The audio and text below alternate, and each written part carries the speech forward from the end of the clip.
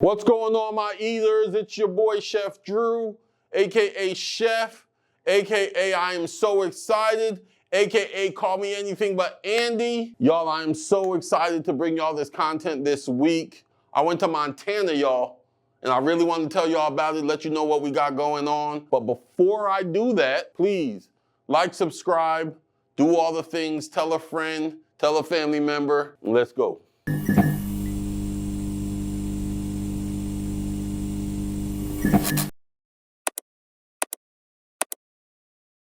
Hey y'all, listen, this week, I wanted to do something a little bit different for y'all. I don't got any notes.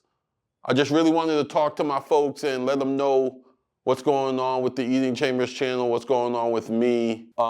Yeah, so let's get into it. This week, y'all, I was very, very blessed to be able to take a few days and go to Bozeman, Montana on an exploratory trip. Let me tell you a little bit about how this came to be. It's very, very wild, quite honestly. But a few months ago, probably 6 months ago or so, I just really felt this desire to want to start moving again. You know, COVID happened, you know, people had to stand still for a while. Gwen and I used to travel a whole bunch between work and kids and COVID. That has kind of ceased for a few years. And now we're just really ready to get back into moving around a little bit. We just really feel like that's what we're called to do. And so a few months ago, I started feeling like I wanted to travel, and I really started getting this inclination that I wanted to be around some mountains. Outside of that, I really didn't think about it much. Fast forward then a few more months, and I started thinking about Bozeman. Now, when I started thinking about Bozeman, y'all, let me tell you, I did not know where Bozeman was, what Bozeman was. It's literally just something that kind of hit my spirit. I saw it in a dream a couple of times. And so finally I was like, yo, what is this Bozeman? And so I went to good old Google, and I Googled Bozeman and found out it was a city in Montana. Y'all listen, Montana, at the time, I'm like, who wants to go to Montana? I don't know nothing about Montana. I definitely don't know nothing about Bozeman. And I definitely don't know nothing about Bozeman, Montana. So I was a little bit reluctant at first. But then I Googled Bozeman. Y'all, I just remember being overwhelmed with the majesty and the beauty that I was seeing in the pictures that was coming up online. As soon as, the first time I Googled it and saw these pictures, I knew without a shadow of a doubt I had to go to Bozeman. I knew I had to go to Bozeman because I had started conceptualizing in my mind something that I wanted to do. I'm gonna be a little vague because I'm not quite ready to release that yet, but I'm just gonna say I had started conceptualizing something that I wanted to do, and when I saw the pictures of Bozeman, I knew without a shadow of a doubt that what I've wanted to do in these mountains and this Bozeman place were all working together. So I talked to Gwen. We decided we're gonna make it happen. I booked a ticket to Bozeman. Flying into Bozeman, I left last Sunday, flying into Bozeman, the plane's getting ready to land, and I'm looking out the window, and I realized the mountains that we were flying over just before we landed were so big and so powerful looking. I just started getting excited because I knew I've been wanting to see mountains. Landed, got off the plane. Y'all, as soon as I walked off the plane, the beauty that I saw, Bozeman know what they got. Because let me tell you, they had so many windows in that airport for you to see these mountains everywhere you looked. You just can't deny it. I've never been anywhere like it. It was just so beautiful, so welcoming. Somebody I met on the trip described it as landing in a nice warm hug. That's how Bozeman felt. Okay, so now I'm even more giddy as I'm leaving the airport because it's just absolutely breathtakingly beautiful everywhere. My driver picked me up. Young lady owned a great concierge service. She was so sweet and she was so nice. I was just so taken by how nice this young lady was, how nice the people in the airport were. So now I'm taken by the mountains, I'm taken by the beauty and the majesty, I'm taken by the feeling of it's just so warm and welcoming, like stepping into a warm hug. And then the people, man, were out of this world. I am over the moon excited about what's to come with this trip. It was a type of situation where I knew as soon as I landed, I had an hour or two to settle in, and then I had to hit the ground running and start getting into meetings. When I walked into my Airbnb, I stay in Airbnbs, y'all, when I can, shameless plug. When I walked into Airbnb, I talked to my host, and y'all, she was so sweet. Again, she was so sweet.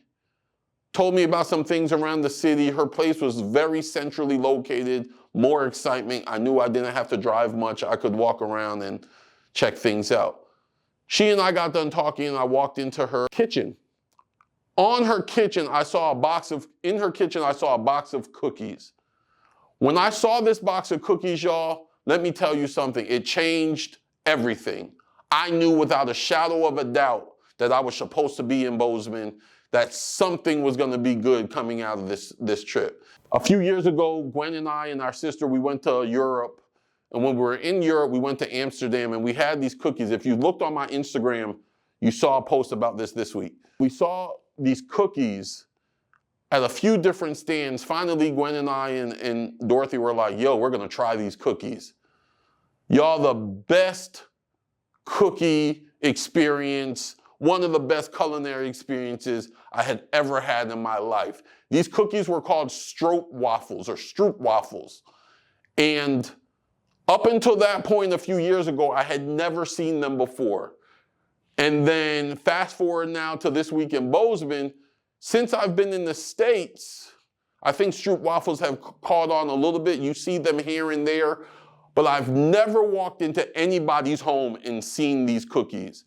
And so the fact that this Airbnb that I rented in Bozeman, Montana, this place I had never been to before that only came to me in dreams, I walked in and saw these cookies sitting next to the coffee pot.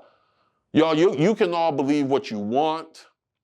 I believed in my spirit that it was a sign for me to just know that I was on track and doing what I needed to do. So now I'm just anticipating the next couple of days and how great they're gonna be, because you couldn't tell me without a shadow of a doubt that that was gonna be the case. Y'all, while I was there, I met so many awesome people. I met my host for the trip, my event planner, Valerie. She was amazing. She set up a bunch of meetings with me, to meet with some different people, some different chefs, some different venues. Moment after moment, every turn we had, y'all, I was eating great food. I was seeing some of the most beautiful landscapes I had ever seen in my life. And the people were so warm and so welcoming. We ate at restaurants, so many different picturesque landscapes. I saw a yak. I think I saw an elk while I was there. We saw a deer frolicking through a field. Have you ever seen a deer frolic? It looked fake. It was so pretty. I was like, this is a Disney movie. That's Bambi's mama or something. It was just awesome. With each meeting, with each venue, with each landscape, my purpose in Bozeman was just solidified more and more and more. Day after day, me and Valerie are meeting with people, we're talking, we're looking at things, and I'm like, okay, I know I'm supposed to be here. I know I'm supposed to be doing something. I can talk about it till the cows come home. Needless to say, I will be back in Bozeman. I definitely feel like there's things for me to do there. Fast forward now, it's Tuesday morning. I think I came home there a couple of days. I'm flying on the plane. This is how awesome this trip was, guys, from start to finish. I'm flying on the plane coming back. I realized that while I'm at the airport coming back, that I'm in the back of the plane. Once I got on the plane, then I realized not only am I on the back of the plane, I'm in the last row, in the middle seat. Y'all, listen, I'm a big boy. And if y'all have not flown commercially lately, big boys are not the client intended for commercial aircraft carriers right now. So when I saw that, not only I'm in the last seat, but I got a middle row, I said, oh, this is gonna be interesting. So I got back to the seat. I was the first one back there for my row. I didn't sit down because I knew more people were coming, and before I packed all this into a seat, let them come get in so I can settle in once and for all. I see one lady come, she lets me know that she's sitting by the window. I said, okay. I knew I was in the middle. So once she came on the plane, I was like, yo, I am so sorry, but we're gonna be close on this flight. Super, super cool, super cool young lady. She was like, hey, it is what it is. I know where I'm at. So I'm like, me too. Listen, if you don't want to be crowded on a plane, y'all, don't fly commercial, okay? Figure things out, do what you gotta do. Otherwise, you're gonna be crowded. So me and this young lady, her name was Amy, we're sitting on the plane. We're waiting for the third person to come because we knew it was a full flight. I see this lady walking, everyone's seated on the plane. It's the last seat available, so we thought, on the plane. And we see this lady walking towards our row. So I squeezed up into my seat as best as I could. Miss Amy from Butte, Montana, she squeezed up into her seat as best as she could, and we were just along for the ride. But y'all, I gotta tell you, I gotta be honest, I did not want that lady sitting down next to us. There just wasn't no room. The seat, the row was full. So I'm sitting here looking at her like, this is bad math. Where is she gonna sit? I didn't want her to sit down. Miss Amy, she was so sweet. She didn't even think about it. She didn't say nothing. I was doing all the talking, which is fine. All of a sudden, we see the young lady, she's not sitting down. We see the flight attendants, they looking at her crazy. Okay? I'm like, what's going on? Then all of a sudden, there was like this moment of clarity. We saw the young lady who was waiting to sit down get escorted up to the front of the plane with one of the flight attendants. Y'all, I do not know what happened, but this flight that was told to me was full, no seats available. They found another seat for this young lady, and they brought her away from me, away from Amy, away from our row, to go sit somewhere where she was more comfortable. No one said anything to me, though. No one said anything to wonderful Miss Amy. So we're trying to figure out, hey, yo, what is going on? After a few seconds, I looked at Amy and I said, hey, Amy, did we just get space? Did we just get some freedom? And Miss Amy said, I think so. And guess what, y'all? The lady didn't come back. I promptly moved off of Amy's shoulder into the aisle seat, was able to stick my leg out, was able to spread out a little bit, and I felt so good. And let me tell y'all, I know it took a lot to get to this ending, but y'all, it was the perfect ending to a perfect trip. Y'all, why am I telling you about my wonderful weekend or start of the week in Bozeman? Is it because I'm bragging? No. Is it because I don't have anything better to do? No. I'm telling you about it for this reason and this reason only. If you paid attention to the beginning of the story, this trip started with a dream and a feeling in my spirit about mountains and about Bozeman. I knew nothing else. I knew the word Bozeman, and I knew I wanted to be around mountains. That's all I had. And those two things continued to speak to me, continued to move in my spirit until I was in Bozeman. And then once I was in Bozeman, I learned why I was in Bozeman. It was confirmed to me that all the things I had been feeling, all the things I've been working on have led me to this place. There was without a shadow of a doubt in my mind, I'm going to Bozeman at the very least to hopefully be a part of that city, bring the city of Bozeman and its people and its guests some amazing content and some amazing food. But y'all, what I want you to take away from this video, from this time together, is that as entrepreneurs, whether you're doing food or whether you're sewing crochet or doing crochet, I don't know if sewing is the right verbiage, you know what I mean? But no matter what you're doing, whether it's food or anything else, y'all, please trust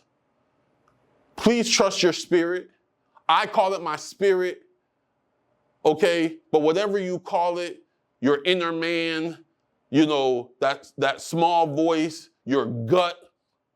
As entrepreneurs, we have to trust our instincts, trust that still small voice, trust intuition, okay? Because I'm telling you right now, by trusting all those things and going to Bozeman, I know without a shadow of a doubt, my tent pegs are expanding. My territory is now expanding. My circle of influence is now expanding. Okay, I'm just still mind blown at the amount of connections I made through Bozeman and through Montana. I shudder at the thought of what would have happened or where would I be or what would be going on if I did not trust my gut, trust my spirit, trust my instinct, and take this trip. Let me tell you something personally.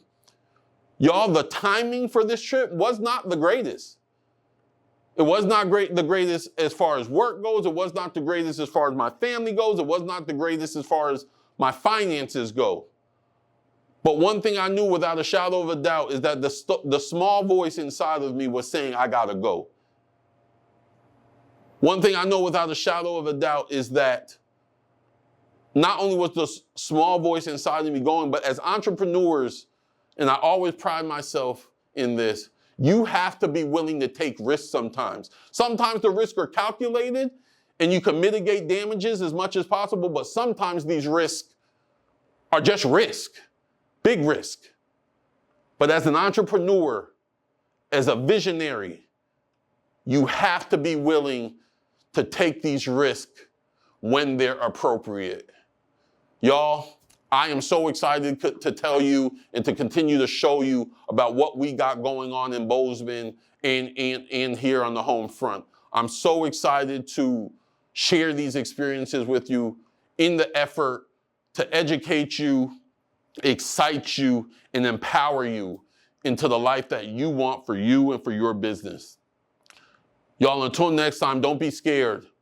Listen to that voice that's speaking to you even right now. If there's something you've been putting off, but you know you need to do it, take the risk. Your tent pegs, your territory, your circle of influence may be expanding. Until next time, guys, like and subscribe. Do all the things to help us continue to bring you this content. Bozeman, I look forward to seeing you soon. My eaters, I look forward to seeing you soon. We out of here.